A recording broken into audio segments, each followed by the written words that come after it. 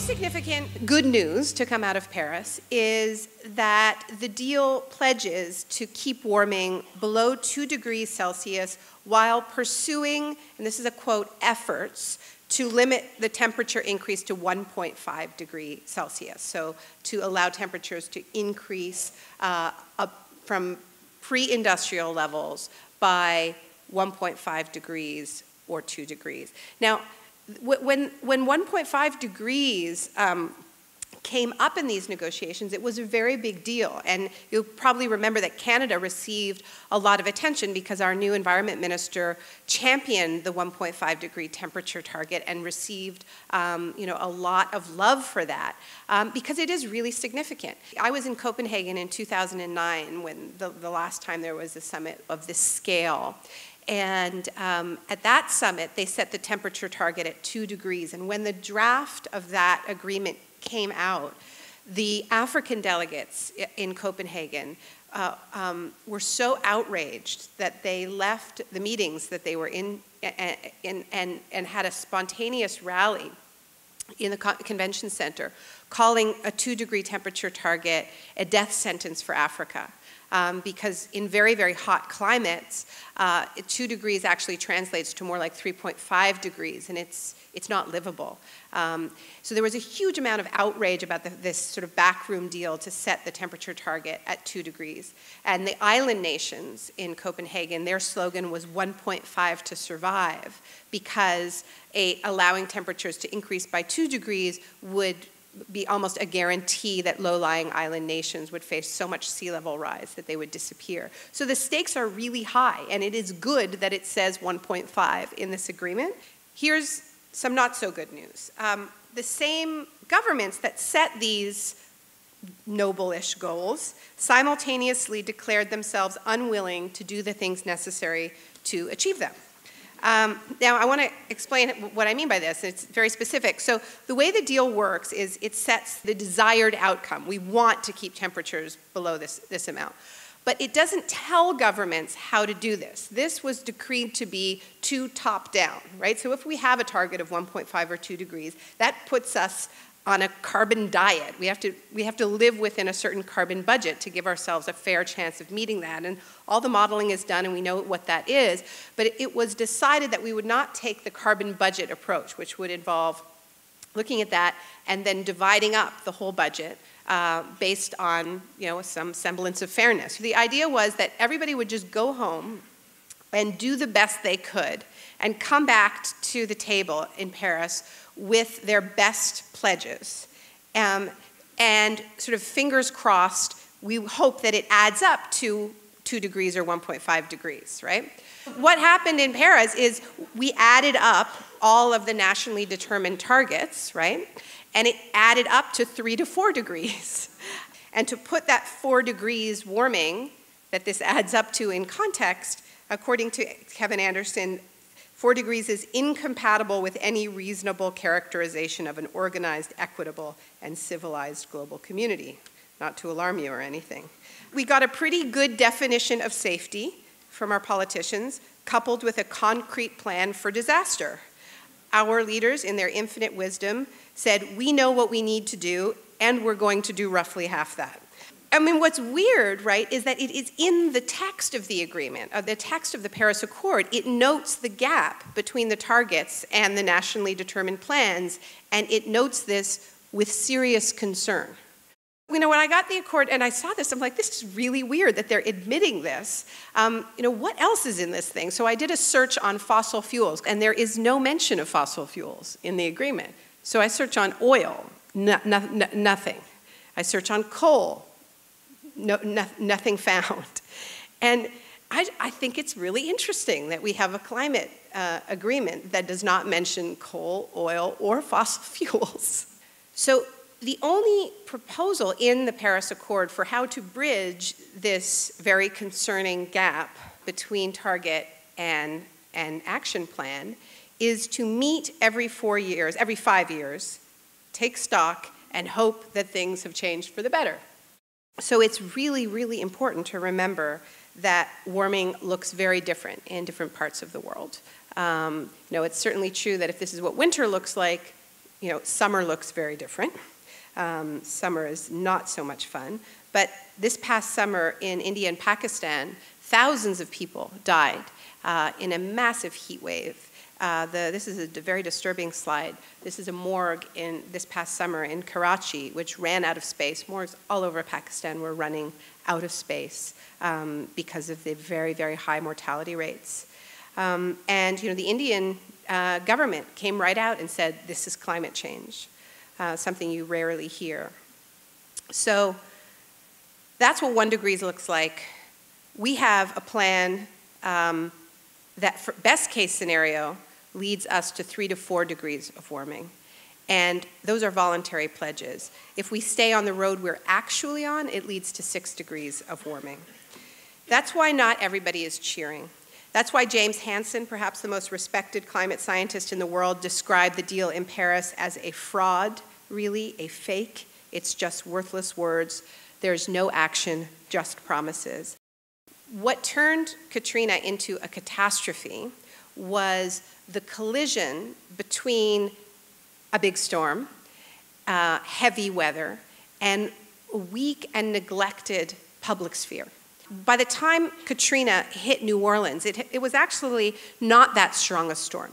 When it hit the Gulf Coast, it was a Category 5 hurricane, but by the time it got to New Orleans, it had been downgraded to a tropical storm.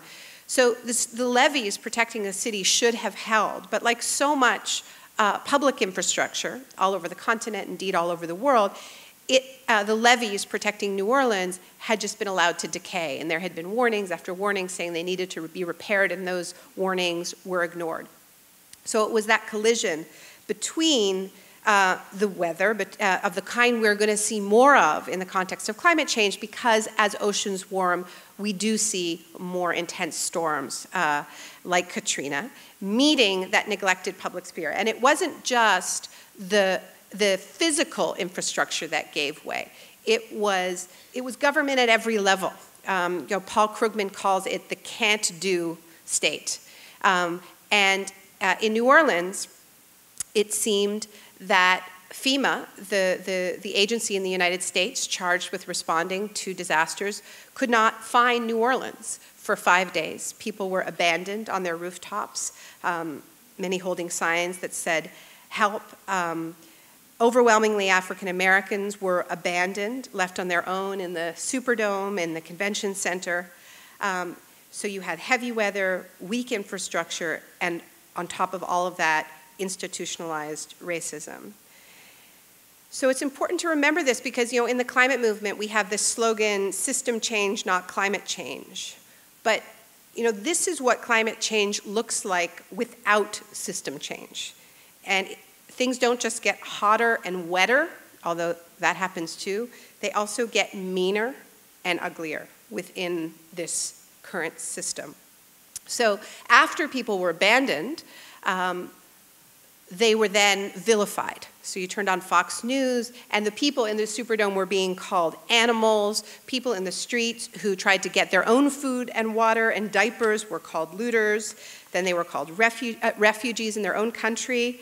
And I saw this myself when I was in New Orleans, as soon as night fell, these vigilantes were roaming the streets, guys with guns, with shotguns, looking for black people to shoot.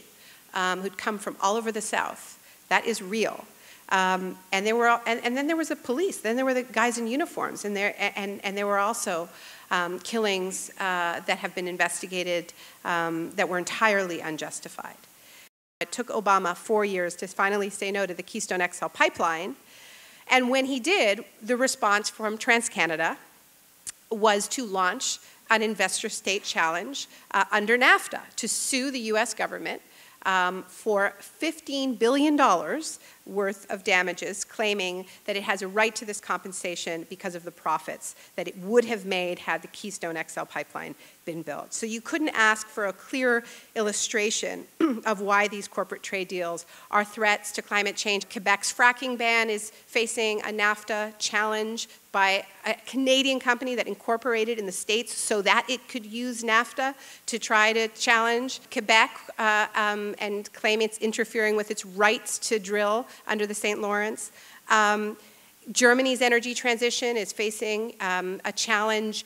The US has taken India and China to trade court for its subsidizing renewable energy, which is exactly what it should be doing. So, you know, this is why we need to renegotiate the deals that we already have so that we have a free hand to say no to polluters and move very rapidly to 100% renewable energy. And we certainly can't be ratifying new deals like the Trans-Pacific Partnership, which was just quietly and shamefully signed 2 weeks ago by the Liberal government. The TPP would vastly increase the number of corporations with the ability to do what TransCanada is trying to do right now. Tens of thousands of new firms and their subsidiaries could directly sue governments that are parties to the TPP for the first time for virtually any policy perceived to be a threat to their profits. That's why we need to kill this deal. Even if our politicians aren't even willing to say the words fossil fuels in their climate agreements, all kinds of regular people are coming together and are willing to do what our leaders have proven themselves pretty unwilling to do, which is stand up to fossil fuel companies and keep carbon in the ground. And so we see amazing things like what happened when Shell made the mistake of parking their Arctic drilling rig in Seattle and were met by the kayaktivists, a new word. And this was, you know, they repel, and I just love, like, who's doing PR for these guys? You know, they were like, I know where we'll go. We'll go to Seattle and Portland. What could possibly go wrong? They parked their icebreaker in Portland, Oregon. Like, have you watched Portlandia? And so they were like rappelling down the bridges in Portland, Oregon. But this is off the Sunshine Coast when the rig went up the Sunshine Coast, and that's amazing Indigenous activist Audrey Siegel standing before the rig. And a few months later, Shell announced that it was pulling out of the Arctic for the foreseeable future. This is the slogan of the movement has become no new fossil fuel infrastructure. And this is a policy that has been taken up by the mayor of Portland. He's gotten behind it, said Portland will not build any new fossil fuel infrastructure. So that means no new transportation, no new oil trains, no new storage, and no new export facilities.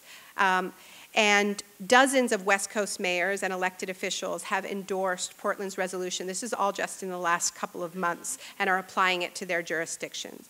Now, the reason why this focus on infrastructure is important, like the LNG terminals that your government is so determined to build, your government here in BC, is that infrastructure projects, multi-billion-dollar infrastructure projects like pipelines and LNG export terminals are built to last. If you look at their business perspectives, they are supposed to function, they're amortizing their investments over a 40-year period at least, right? And that is why it simply does not square with what our politicians have said in Paris. And this is what we mean by they said 1.5, we're going to keep them to it.